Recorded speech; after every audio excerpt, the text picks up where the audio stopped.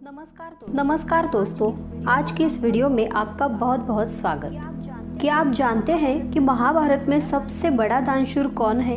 भगवान श्री कृष्ण ने सबसे बड़ा दानी कर्ण को माना है, लेकिन पांडव ये नहीं मानते थे कि कर्ण सबसे बड़ा दानी है। उन्हें लगता था कि युधिष्ठिर सबसे बड़ा दानशूर है। भगवान श्री कृष्ण भी कर्ण की तारीफ करते नहीं थकते थे।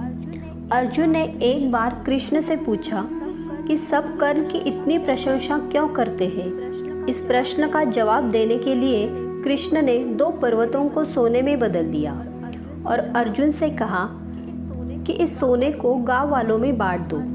अर्जुन ने सारे गांव वालों को बुलाया और पर्वत काट काट कर देने लगे और कुछ समय बाद थक कर बैठ गए। तब कृष्ण ने कर्ण को बुलाया और सोने को बांटने के लिए कहा, तो कर्ण ने बिना कुछ सोचे समझे गांव वालों को कह दिया कि ये सारा सोना गांव वालों का है और वे इसे आपस में बांट ले। तब कृष्ण ने अर्जुन को समझाया कि कर्ण दान करने से पहले अपने हित के बारे में नहीं सोचता। इसी बात के कारण उन्हें सबसे बड़ा दानशूर कहा जाता है। कर्ण के दानवीरता के और भी उदाहरण हमें महाभारत में देखने को मिलते हैं। भगवान श्री कृष्ण यह भली भांति जानते थे कि जब तक कर्ण के पास उसका कवच और कुंडल है तब तक उसे कोई नहीं मार सकता। ऐसे में अर्जुन की सुरक्षा की कोई गारंटी नहीं है। उधर देवराज इंद्र भी चिंतित थे क्योंकि अर्जुन उनका पुत्र था। भगवान कृष्ण और देवराज इंद्र दोनों जानते थे कि जब तक कर्ण के पास पैदाइशी कवच और कुंडल है वह युद्ध में अजय रहेगा। दोनों ने मिलकर योजना बनाई और इंद्र एक विप्र के वेश में कर्ण के पास पहुंच गए और उनसे दान मांगने लगे। कर्ण ने तुरंत ही जल हाथ में लेकर कहा, हम प्रण करते हैं विप्रवर, आप तुरंत मांगिए। तब विप्र बने इंद्र ने कहा, राजन, आपके शरीर के कवच और कुंडल हमें दान स्वरूप चाहिए। एक पल के लिए सन्नाटा छा गया।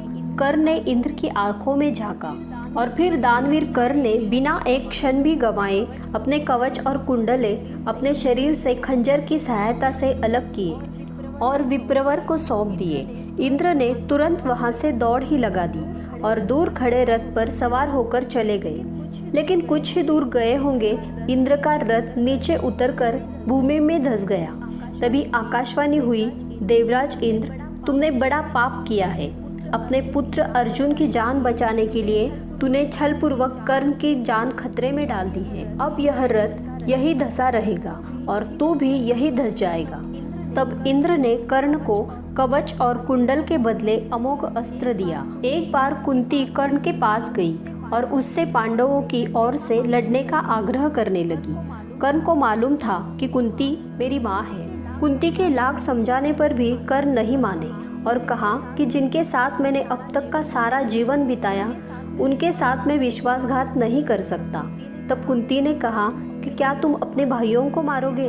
इस पर कर्ण ने बड़ी ही दुविधा की स्थिति में वचन दिया, माते, तुम जानती हो कि कर्ण के यहाँ याचक बनकर आया कोई भी खाली हाथ नहीं जाता। अतः मैं तुम्हें वचन देता हूँ कि अर्जुन को छोड़कर मैं अपने अन्य भाइयों पर शस्त्र नहीं उठाऊंगा। जब महाराज युधिष्ठिर इंद्रप्रस्थ पर राज करते थे तब वे काफी दान आदि दिया करते थे। पांडवों को इसका अभिमान होने लगा। भीम व अर्जुन ने श्री कृष्ण के समक्ष युधिष्ठिर की प्रशंसा शुरू की कि वे कितने बड़े दानी हैं, लेकिन कृष्ण ने उन्हें बीच में ही टोक कर कहा, हमने कर्ण जैसा दानवीर कहीं नहीं देखा। पांडवों को यह बात पसंद नहीं आई। तब कृष्ण ने कहा कि समय आने पर मैं सिद्ध कर दूंगा। कुछ ही दिनों के बाद एक याचक युधिष्ठिर के पास आया और बोला, महाराज, मैं आपके राज्य में रहने वाला एक ब्राह्मण हूँ और मेरा व्रत है कि बिना हवन किए कुछ भी नहीं खाता पीता। कई दिनों से मेरे पास यज्ञ के लिए चंदन की लकड़ी नहीं है। यदि आपके पास हो तो मुझ पर कृपा करें, अन्यथा हवन तो पूरा नहीं ही होगा और मैं भूखा प्यासा मर जाऊंगा।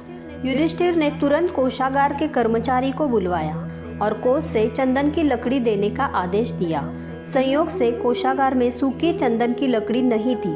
तब महाराज ने भीम व अर्जुन को चंदन की लकड़ी का प्रबंध करने का आदेश दिया। लेकिन काफी दौड़ धूप के बाद भी सूखी लकड़ी की व्यवस्था नहीं हो पाई। तब ब्राह्मण को हताश हुए देख कृष्ण ने कहा, मेरे अनुमान से एक स्थान पर आपको चंदन की लकड़ी मिल सकती है, आइए मेरे साथ। ब्राह्मण यह सुनकर खुश हो गए। बोला, कहाँ पर? तब भगवान ने अर्जुन व भीम का भी वेश बदलकर ब्राह्मण के संग लेकर चल दिए। कृष्ण सबको लेकर कर्ण के महल में गए। सभी ब्राह्मणों के वेश में थे, अतः कर्ण ने उन्हें पहचाना नहीं। याचक ब्राह्मण ने जाकर लकड़ी की अपनी वही मांग दोहराई। कर्ण ने भी अपने भंडार के मुखिया को बुलवाकर सूखी लकड़ी देने के लिए कहा। वहाँ भी सूखी लकड़ी नहीं थी। ऐसे में ब्राह्मण निराश हो गया। अर्जुन और भीम प्रश्नसूचक निगाहों से भगवान श्री कृष्ण को ताकने लगे, लेकिन श्री कृष्ण अपनी चिर परिचित मुस्कान लिए चुपचाप बैठे रहे। तभी कर्ण ने कहा, हे ब्राह्मण देव, आप निराश न हो, एक उपाय है मेरे पास। उसने अपने महल के खिड़की दरवाजों में लगे चंदन की लकड़ी काट काट कर ढेर लगा दी। फिर ब्राह्मण से कहा, आपको जितनी लकड़ी चाहिए कृपया ले जाइए। कर्ण ने लकड़ी ब्राह्मण के घर पहुंचाने का प्रबंध भी किया। ब्राह्मण कर्ण को आशीर्वाद देता हुआ लौट गया। पांडव और श्री कृष्ण भी लौट आए। वापस आकर भगवान ने कहा, साधारण अवस्था में दान देना कोई विशेषता नहीं है। असाधारण परिस्थिति में किसी के लिए अपने सर्वस्व को त्याग देने का ही नाम दान है। अन्यथा हे युधिष्ठिर, चंदन की लकड़ी के खिड़की द्वार तो आपके महल में भी थे। एक बार कर्ण ने अपना यौवन ही दान दे दिया। कथा के अनुसार एक बार की बात है, दुर्योधन के महल पर भगवान नारायण स्वयं विप्र के वेश में पधारे और दुर्योधन से भिक्षा मांगने लगे। दुर्योधन के द्वार पर आकर विप्र ने अलग लगाई, नारायण हरि भिक्षाम देहि। दुर्योधन ने स्वर्ण आदि देकर विप्र का सम्मान करना चाहा, तो विप्र ने कहा, राजन, मुझे यह सब नहीं चाहिए। दुर्योधन ने आश्चर्य से पूछा, तो फिर महाराज कैसे पधारे? विप्र ने कहा, मैं अपनी वृद्धावस्था से दुखी हूँ। मैं चारों धाम की यात्रा करना चाहता हूँ, जो युवावस्था में स्वस्थ शरीर के बिना संभव नहीं है। इसलिए यदि आप मुझे दान देना चाहते हैं तो यौवन दान दीजिए। दुर्योधन बोला, भगवान, मेरे यौवन पर मेरी सहधर्मिणी का अधिकार है, आज्ञा हो तो मैं उससे पूछ आऊं। विप्र ने सिर हिला दिया। दुर्योधन अंतःपुर में गया और मुंह लटकाकर लौट आया। विप्र ने दुर्योधन के उत्तर की प्रतीक्षा नहीं की, वह स्वतः समझ गए और वहां से चलते बने। उन्होंने सोचा, अब महादानी कर्ण के पास चला जाए। कर्ण के द्वार पर पहुंचकर विप्र ने अलख लगाई, भिक्षाम देहि। कर्ण तुरंत राजद्वार पर उपस्थित हुआ। विप्रवर, मैं आपका क्या अभिष्ट करूं? विप्र ने दुर्योधन से जो निवेदन किया था वही कर्ण से भी कर दिया। कर्ण उस विप्र को प्रतीक्षा करने की विनय करके पत्नी से परामर्श करने अंदर चला गया, लेकिन पत्नी ने कोई न नुकुर नहीं की। वह बोली, महाराज, दानवीर का को दान देने के लिए किसी से पूछने की जरूरत क्यों आ पड़ी? आप उस विप्र को निसंकोच यौवन दान कर दें। कर्ण ने अविलंब यौन दान की घोषणा कर दी। तब विप्र के शरीर से स्वयं भगवान विष्णु प्रकट हो गए, जो दोनों की परीक्षा लेने गए थे। कर्ण दान करने के लिए काफी प्रसिद्ध था। कहते हैं कि जब कर्ण युद्ध क्षेत्र में आखिरी सांस ले रहा था तो भगवान कृष्ण ने उनकी दानशीलता की परीक्षा लेनी चाहिए। वे गरीब ब्राह्मण बनकर कर्ण के पास गए और कहा कि तुम्हारे बारे में काफी सुना है और तुमसे मुझे अभी कुछ उपहार चाहिए। कर्ण ने उत्तर में कहा कि आप जो भी चाहे मांग ले। ब्राह्मण ने सोना मांगा।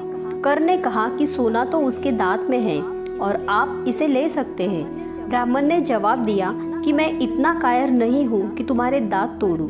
कर्ण ने तब एक पत्थर उठाया और अपना दांत तोड़ दिया। ब्राह्मण ने इसे भी लेने से इनकार करते हुए कहा कि खून से सना हुआ यह सोना वह नहीं ले सकता। कर्ण ने इसके बाद एक बाण उठाया और आसमान की तरफ चलाया। इसके बाद बारिश होने लगी और दांत धुल गया। तो दोस्तों, इस तरह से महाभारत में ऐसे कई उदाहरण हैं जो कर्ण के दानवीरता का सबूत देते हैं। तो आज की ये कहानी आपको अच्छी लगी हो तो लाइक करें, शेयर करें और चैनल को सब्सक्राइब करना ना भूलें। धन्यवाद।